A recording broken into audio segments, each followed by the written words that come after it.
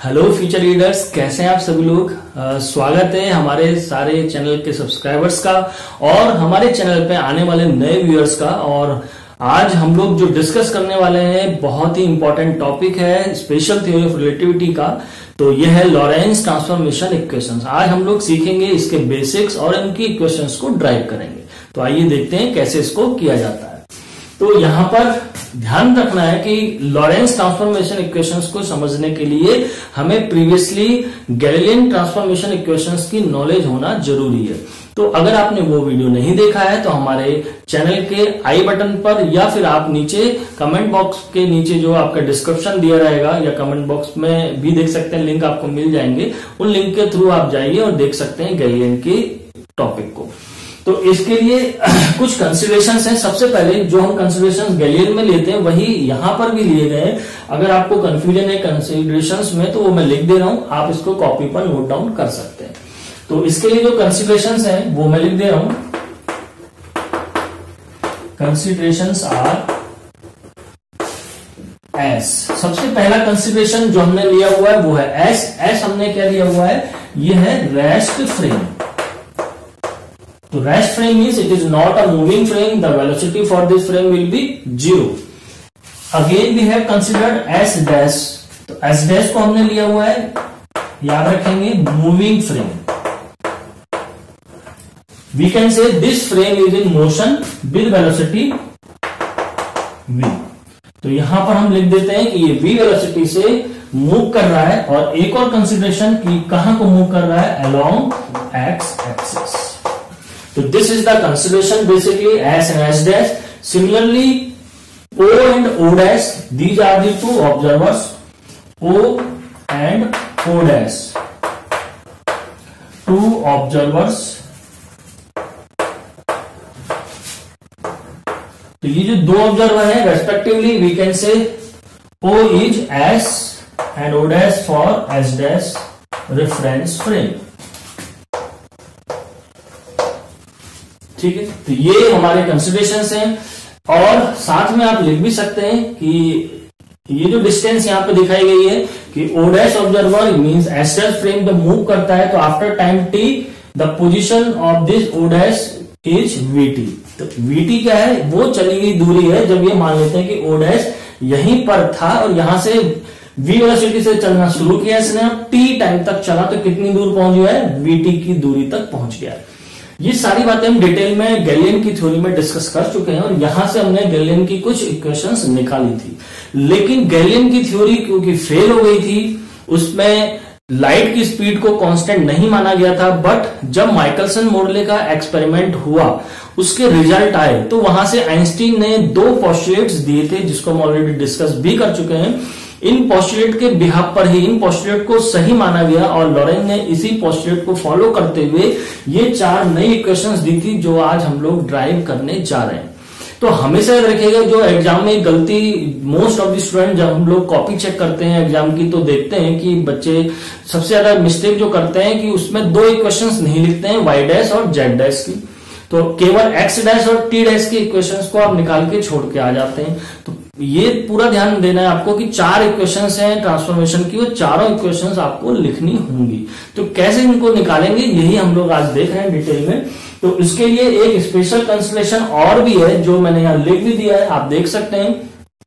According to Lorentz transformation equation, because these are the new transformation equations in comparison to Galilean, so he said the measurement in x direction made in frame S must be linearly proportional to that made in S dash frame। जो Lawrence scientist थे उन्होंने ये कहा, उनका सोचने का तरीका थोड़ा सा अलग था। जब उन्होंने कहा कि अगर लाइट कांस्टेंट रहनी है, या हम कहें कि आइंस्टीन के पोस्टुलेट को उन्होंने जब सही माना तो उन्होंने कहा कि गैलीलियन की थ्योरी में थोड़ा सा बदलाव आना चाहिए। वो बदलाव उन्होंने कहा कि ये है कि ठीक है, हम मान लेते हैं कि गैलीलियन की इक्वेशन सही है, गैलीलियन का डेरिवेशन या कंसिडरेशन बिल्कुल सही है, बट उसमें एक चेंज होना चाहिए कि जो ट्रांसफॉर्मेशन होगा वो डायरेक्टली प्रोपोर्शनल की जगह, अगर हम कहें कि डायरेक्टली इक्वल की जगह वो होना चाहिए डायरेक्टली प्रोपोर्शनल। लीनियरली प्रोपोर्शनलिटी का उन्होंने कंसेप्ट यहां पर इंट्रोड्यूस किया था। अब ये लीनियरली जो प्रोपोर्शनल का कंक्लूजन उन्होंने दिया वो कैसे दिया, इसको हम देख लेते हैं। मिटा देता हूं उसको। तो आप इसको लिख लें तो ज्यादा अच्छा रहेगा। कंसिडरेशंस को भी अगर आपके पास एग्जाम में टाइम है तो प्लीज इसको जरूर दिया करें। तो गैलिलियन की जो इक्वेशंस थी वहीं से ही इसको ड्राइव करते हैं। तो गैलिलियन ने जो इक्वेशन दी थी, अब हम लिख सकते हैं, जो मैंने अभी यहाँ पे कंसिडरेशन लिखा था उसी के नीचे मैं ये कर रहा हूं। तो x dash equal to, Galilean ने कहा था x माइनस वीटी। ये बहुत जरूरी है, ध्यान देना। गैलिलियन ने कहा था ये क्वेश्चन, और अभी हमने कहा कि लॉरेंज ने इसी बात को सोचा। कंडीशन अभी भी यही चल रही है। x डैश की वैल्यू देख लीजिए, x डैश की जो वैल्यू है यहां से यहां तक की, ये क्या है यहाँ पर p कोई इवेंट पॉइंट है। इस इवेंट पॉइंट तक की दूरी ये x है। अगर मैं x में से इतनी डिस्टेंस को सब्ट्रैक्ट कर दूं तो वो वैल्यू क्या बचती है, x। वही चीज यहां पर लिखी हुई है, लेकिन इसमें ध्यान क्या देना है, लॉरेंज के अकॉर्डिंग उन्होंने कहा कि यहां पर एक प्रोपोर्शनैलिटी कांस्टेंट भी आना चाहिए, और उन्होंने इस इक्वेशन को थोड़ा सा मॉडिफाई कर दिया और उन्होंने कहा कि ठीक है ये कंडीशन बिल्कुल सही है, लेकिन उन्होंने कहा कि यहां पर एक कांस्टेंट के आना चाहिए। और ये कांस्टेंट उन्होंने क्यों कहा आना चाहिए, क्योंकि उन्होंने ये माना था कि आइंस्टीन के पोस्टुलेट सही हैं, वो वर्क करेंगे। तो अगर स्पीड स्लो होगी तो उन्होंने कहा के की वैल्यू 1 हो जाएगी अगर लाइट के स्पीड के टर्म्स में, और इक्वेशन वही हो जाएंगी जैसे कि गैलिलियन की थ्योरी कहती है। तो इनकी इक्वेशन देखते हैं कि क्या ये है। तो सिमिलरली x के रेस्पेक्ट में अगर बात करें तो ये इक्वेशन क्या हो जाएगी, k x की जगह हो जाएगी x डैश। ये मैं जो लिख रहा हूं इसको भी इनवर्स इक्वेशन कहते हैं, ध्यान दीजिएगा। डैश जहां पे लिख रहे हैं वहां पे बहुत ध्यान से कॉपी पर भी आप डैश को लिखिएगा। माइनस v हो जाएगा प्लस v, और t की जगह हो जाएगा t डैश। याद रखना है इनवर्स इक्वेशन कैसे निकालते हैं, फिर से बता देता हूं। जहां डैश नहीं है वहां डैश लगा देते हैं, जहां है वहां हटा देते हैं। माइनस का v हमेशा v माइनस में लिया जाता है, तो अगर पहले से सिंबल माइनस चल रहा है तो माइनस v लेने के कारण प्लस v में ये चेंज हो जाता है। माइनस v क्यों लेते हैं, क्योंकि माना जाता है कि ये अगर जब ओ डैश ऑब्जर्वर जब जा रहा है इस डायरेक्शन में तो उसको लगेगा कि वो रुका हुआ है, उससे दूर जा रहा है ये वाला ऑब्जर्वर, ये फ्रेम, तो उसका ये अपीयरेंस नेगेटिव अपीयरेंस होता है, यानी कि उसको लगता है कि जो v वेलोसिटी डायरेक्शन x था उसको लगेगा वो माइनस x की तरफ जा रहा है फ्रेम s। इस वजह से हम माइनस v को यहां पर लेते हैं, जिस कारण से यहां पर लिख दिया है v। अब यहां पर दो पोस्टुलेट, आइंस्टीन के अगर पोस्टुलेट आपको नहीं मालूम है तो इस डेरिवेशन को करना थोड़ा सा टफ पड़ता है, क्योंकि बिना आइंस्टीन के पोस्टुलेट का यूज करे इन डेरिवेशंस को नहीं किया जा सकता। तो अगर आपने पुराना वीडियो हमारा ना देखा हो तो प्लीज उसको देख लें। और यहां पे हेडिंग में लिख देता हूं कि यूजिंग आइंस्टीन्स फर्स्ट पोस्टुलेट। अब पहला पोस्टुलेट है क्या, तो पहला पोस्टुलेट बहुत ही आसान है, प्रिंसिपल ऑफ इक्विवेलेंस इसको नाम दिया गया था। और यहां से हम कह सकते हैं, मैं लिख भी देता हूं, प्रिंसिपल ऑफ इक्विवेलेंस, जिसके अकॉर्डिंग ये बताया गया था कि जितने भी फिजिक्स के लॉ हैं, all physics laws are valid and same for all inertial frame of reference या रेफरेंस फ्रेम। तो ये ध्यान रखना है आपको कि जो पहला लॉ है, ये जब एग्जाम में अगर डेरिवेशन कर रहे हैं, लॉन्ग क्वेश्चन में लॉरेंज आया हुआ है और आपके पास टाइम है तो आप इसको डेफिनेशन को भी वहां लिख देंगे, तो ये बहुत अच्छा पॉजिटिव इंपैक्ट पड़ेगा एग्जामिनर के ऊपर और आपको मार्क्स फुल मिलेंगे। तो प्रिंसिपल ऑफ इक्विवेलेंस एटलीस्ट इतना तब भी लिख दें, अगर आपको पूरा नहीं लिखना है तो according to Einstein first postulate which is principle of equivalence. तो जो प्रिंसिपल ऑफ इक्विवेलेंस है यानी कि सारे लॉ एक जैसे होते हैं, तो उन्होंने कहा कि जो x डैश की वैल्यू है वो x पे अगर रख दें तो यहां पर भी वो उसी तरीके से वर्क करनी चाहिए। तो इनको मान लेते हैं इक्वेशन 1 और इक्वेशन 2। तो बहुत ध्यान से समझिएगा, यहां तक हमने क्या कंसिडरेशन कर लिया है कि हमने मान लिया है सेम कंसिडरेशन गैलिलियन की तरीके से ही चल रहा है, बस न्यू ट्रांसफॉर्मेशन के तहत ये माना गया कि जो ये ट्रांसफॉर्मेशन होगा वो प्रोपोर्शनल होगा, लीनियरली प्रोपोर्शनल होगा, इसलिए वहां पर एक के आना चाहिए। बस इतना हमने नया मान लिया। फिर हमने ये कहा कि आइंस्टीन के पहले पोस्टुलेट का यूज करके लॉरेंज ने अब क्या थ्योरी कही, उन्होंने कहा कि क्योंकि सारे फिजिक्स के लॉ एक जैसे होते हैं, सेम होते हैं, तो जो x डैश की वैल्यू है वो x में सेटिस्फाई करनी चाहिए। तो यहां पे तो लिख देते हैं so put value of x dash in equation number 2।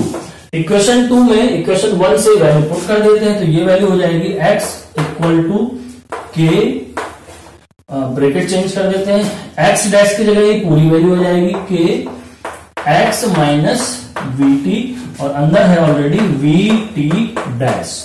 तो ये इक्वेशन अब हमारे पास नई इक्वेशन आ गई। ये कहां से आई इक्वेशन? ये आई है आइंस्टीन के फर्स्ट पोस्टुलेट का यूज करके। तो हमने इसकी वैल्यू को इसमें रख दिया। ये इसमें क्यों रख पाए हम? क्योंकि फिजिक्स के लॉस सभी इनर्शियल फ्रेम में एक जैसे होते हैं, तो जैसा इफेक्ट इधर के लॉ में होगा वैसा उधर भी होगा, ये मान करके यहां पर इसको रख दिया गया।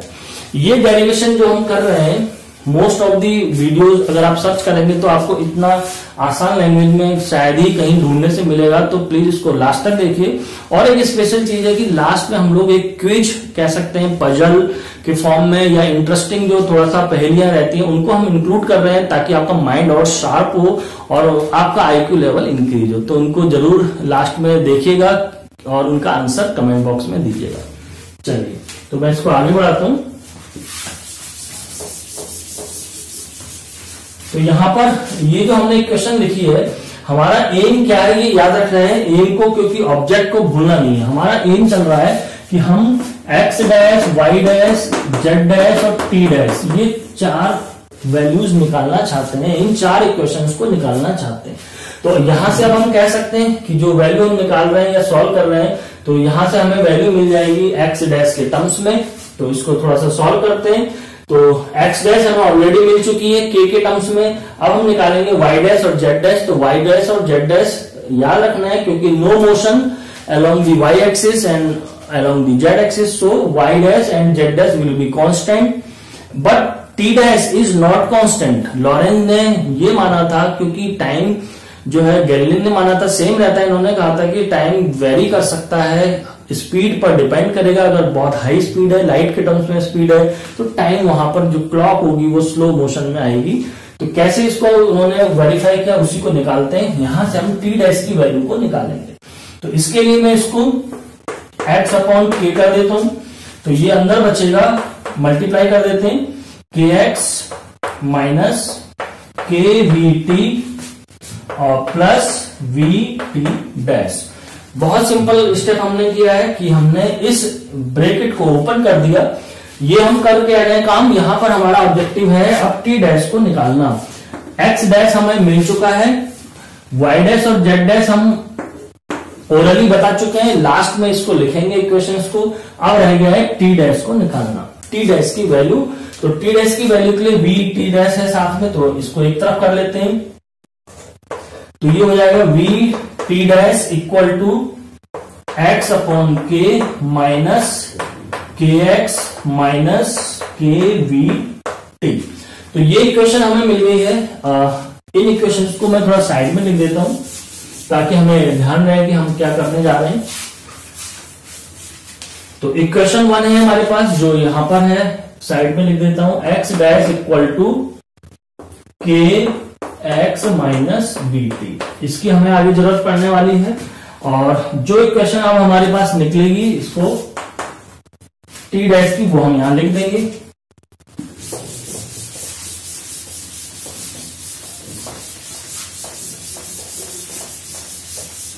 तो देखिए अब यहां पर इसमें टी डैश हमें चाहिए, तो बी को हम यहां से हटा देते हैं। तो ये हो जाएगा t dash equal to x upon k v minus k x upon v, और माइनस का ये हो जाएगा प्लस का के वी टी, क्योंकि ये इधर शिफ्ट हमने किया है।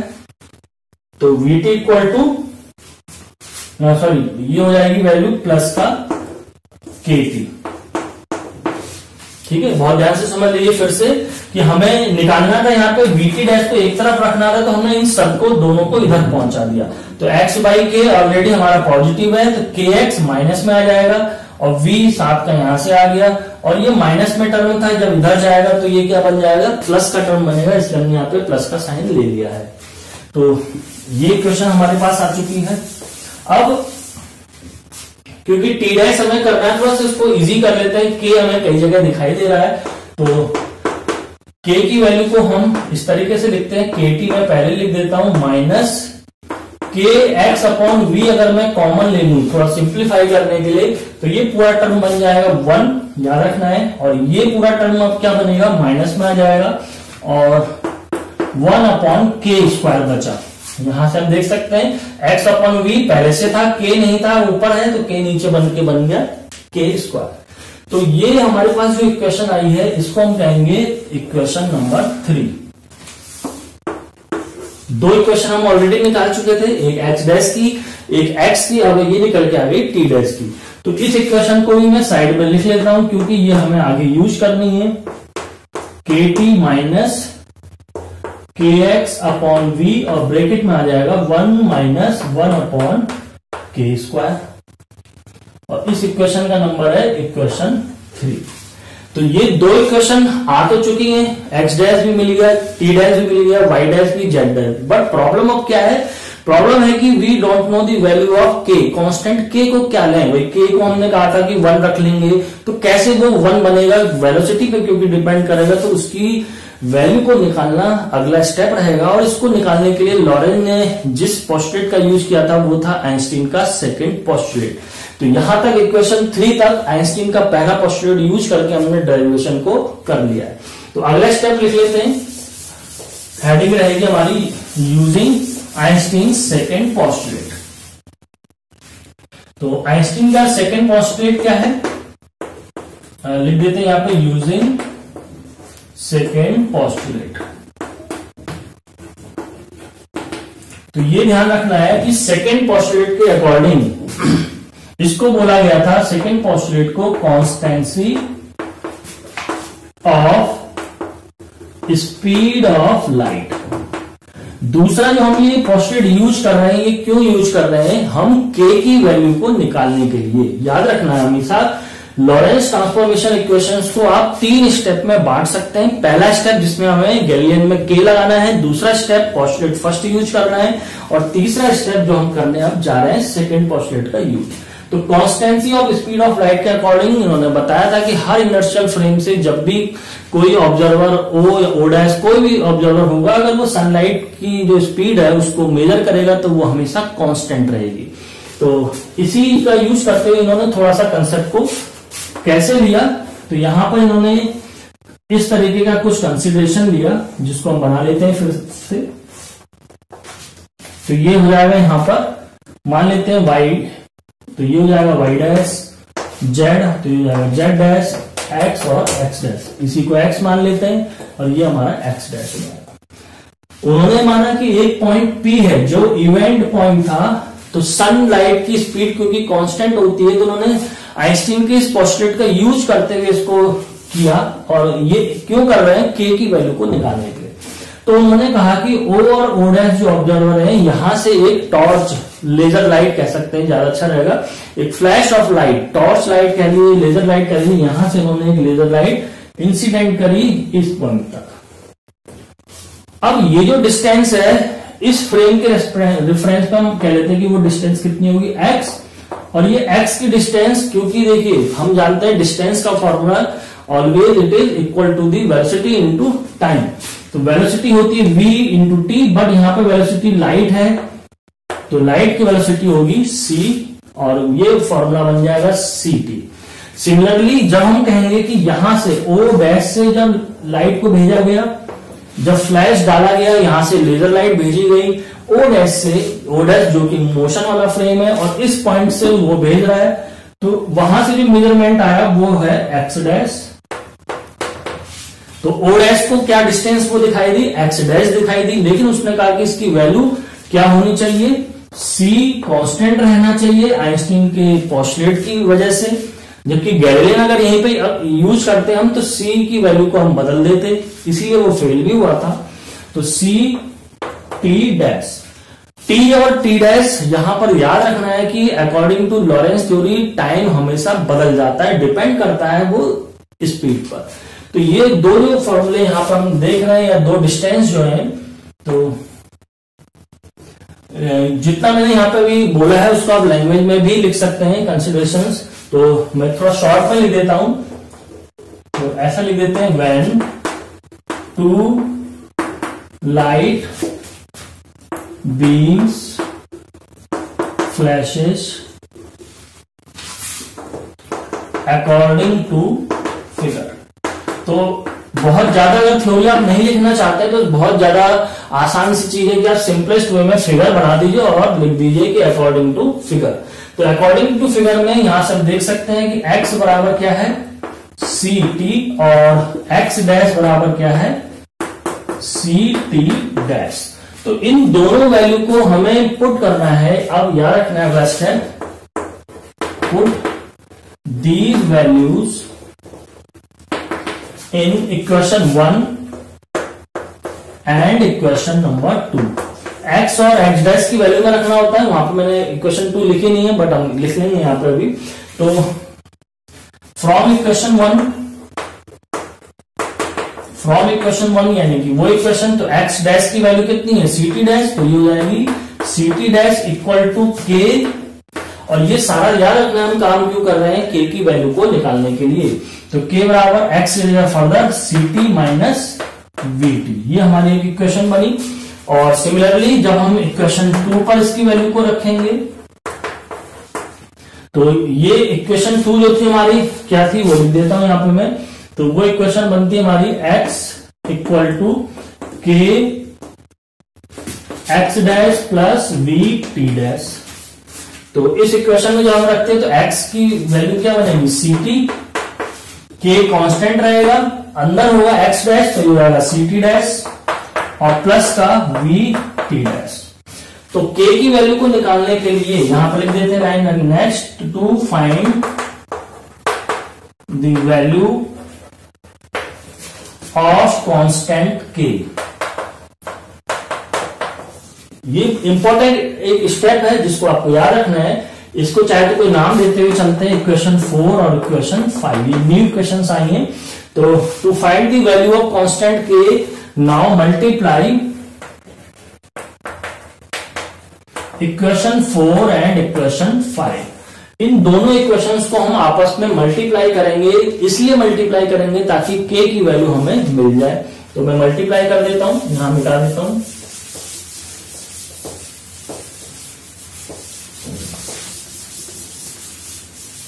तो हमारा एम जो है अब k की वैल्यू को निकालना है। जब k की वैल्यू आ जाएगी तो उन वैल्यू को हम इक्वेशन 1 और इक्वेशन 3 में रख देंगे। तो यहां पर k की वैल्यू के लिए इसको मल्टीप्लाई करेंगे तो ये बनेगा सी स्क्वायर टी स्क्वायर हो जाएगा, ये टी डैश है ये टी है तो ये हो जाएगा टी टी डैश।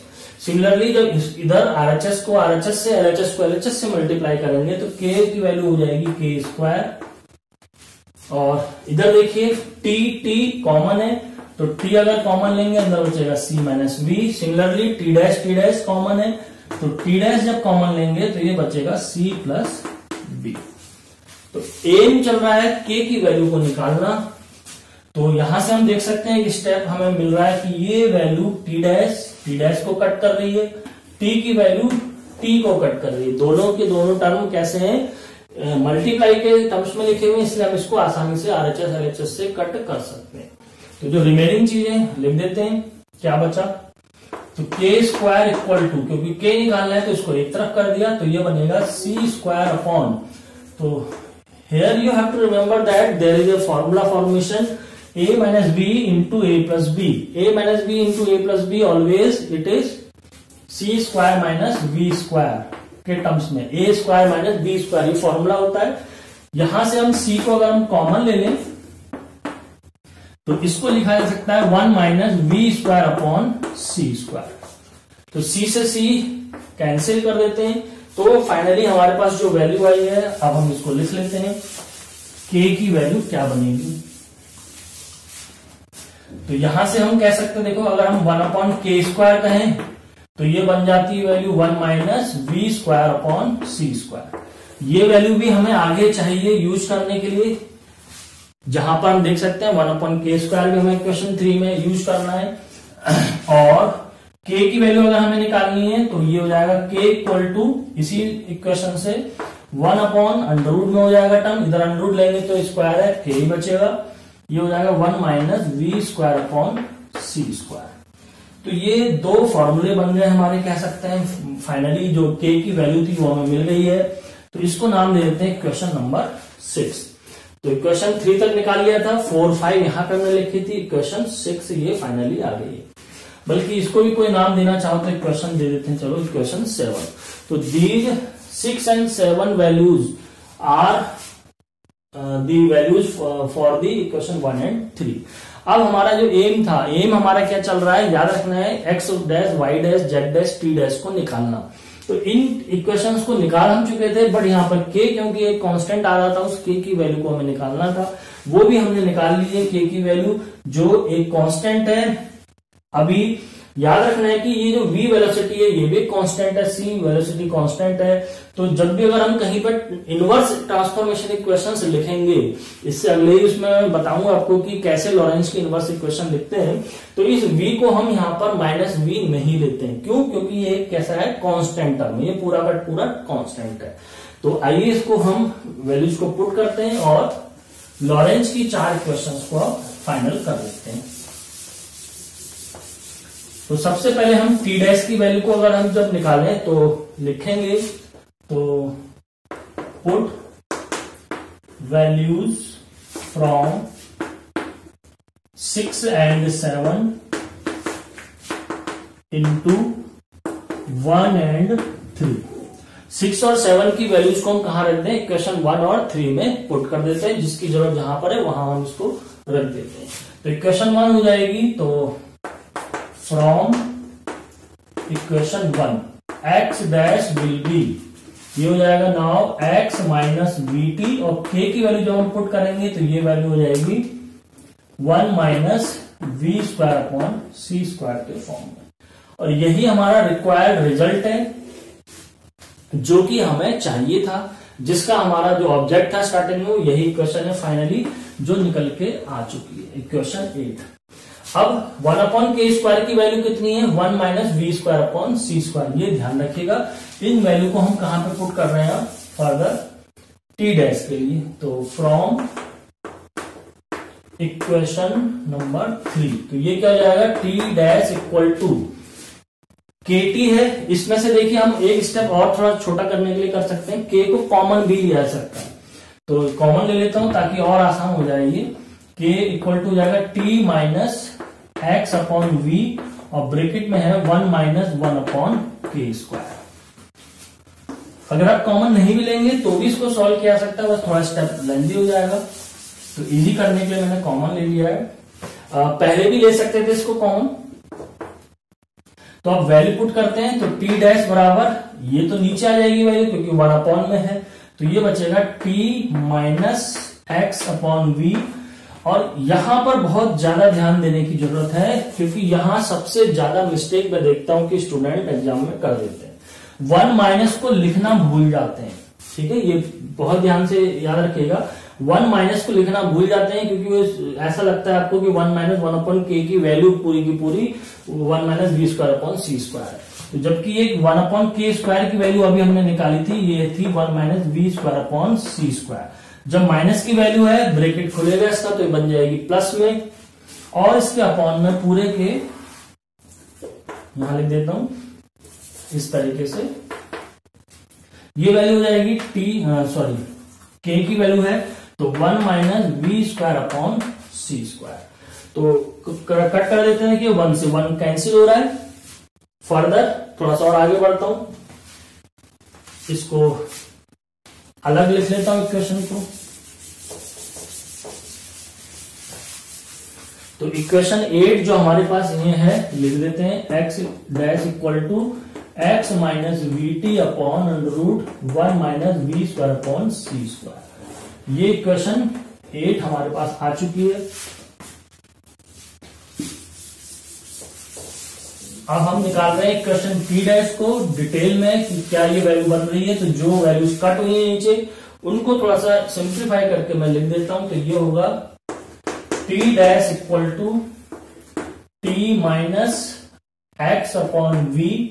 अब ध्यान दीजिए, इधर वी स्क्वायर है, इधर सी स्क्वायर है, तो v स्क्वायर अपॉन सी स्क्वायर है, तो v से v कैंसिल हो जाएगा, तो मैं इसको यहीं लिख देता हूं एक्स वी अपॉन सी स्क्वायर। अपॉन में आ जाएगी वैल्यू अंडर रूट की 1 माइनस वी स्क्वायर अपॉन सी स्क्वायर। तो फाइनली हमें एक वैल्यू और मिल गई जो कि टी डैश की है, और इसको नाम दे देते हैं इक्वेशन नंबर 9। तो इस तरीके से हमने देख लिया कि हमें जो 4 इक्वेशन रिक्वायर्ड थी, और यही 4 इक्वेशन हमारी ट्रांसफॉर्मेशन इक्वेशन से, इनको एक साथ लिख देते हैं। तो y और z के लिए हमें लिखना पड़ेगा and as there is no motion, ये लाइन लिखना ना भूलें because most of the student इसी चीज को भूल जाते हैं एग्जाम में लिखना। There is no motion along y and z axes, hence y dash will be equal to y and z dash, इस तरीके से लिख देता हूं z dash equal to z। तो इक्वेशन 10, इक्वेशन 11। तो अब हमारे पास 8, 9, 10, 11 ये जो 4 इक्वेशंस आई हैं, तो these 8, 9, 10, 11 equations are Lorentz transformation equations. तो जब भी आंसर को एग्जाम में लिखेंगे आप, तो हमेशा याद रखिएगा इसको एक साथ फाइनली लिख दें ताकि एग्जामिनर को कंफ्यूजन ना हो। यहां तक भी छोड़ देंगे तो भी नंबर मिलेंगे, बट ज्यादा बेटर रहेगा कि आप इन 4 इक्वेशंस को फर्दर एक साथ हैंड्स करके आप पूरी 4 इक्वेशंस को लिख देंगे। तो ये 4 इक्वेशंस जो आपको लिखनी होंगी वो कौन सी होंगी? X dash, y dash, z dash and t dash. तो यही 4 इक्वेशंस कहलाती हैं लॉरेंज की ट्रांसफॉर्मेशन इक्वेशन। यहीं तक आपका डेरिवेशन है लॉरेंज ट्रांसफॉर्मेशन इक्वेशन का। अगर एग्जाम में इनवर्स लॉरेंज ट्रांसफॉर्मेशन इक्वेशन आती है तो उनको भी आप बना सकते हैं, जो मैंने तरीके बताए हैं आपको। अगर आपको देखना है किस तरीके से उसको लिखते हैं तो हम अपने ही नेक्स्ट वीडियो में इसको डिस्कस कर लेते हैं। इस वीडियो को ज्यादा लेंदी ना करते हैं, यहीं तक रख लेते हैं। और जो लास्ट में क्विज आपसे पूछी जाने वाली है, जो पजल आपसे मैं पूछने वाला हूं, उसको ध्यान दीजिए, देखिए और अपने आईक्यू को बढ़ाइए, अपनी मेमोरी को शार्प करिए और इसी तरीके से टेक्निकल फिजिक्स को प्यार देते रहिए। तो अभी तक के लिए इतना ही रखता हूं। Thank you.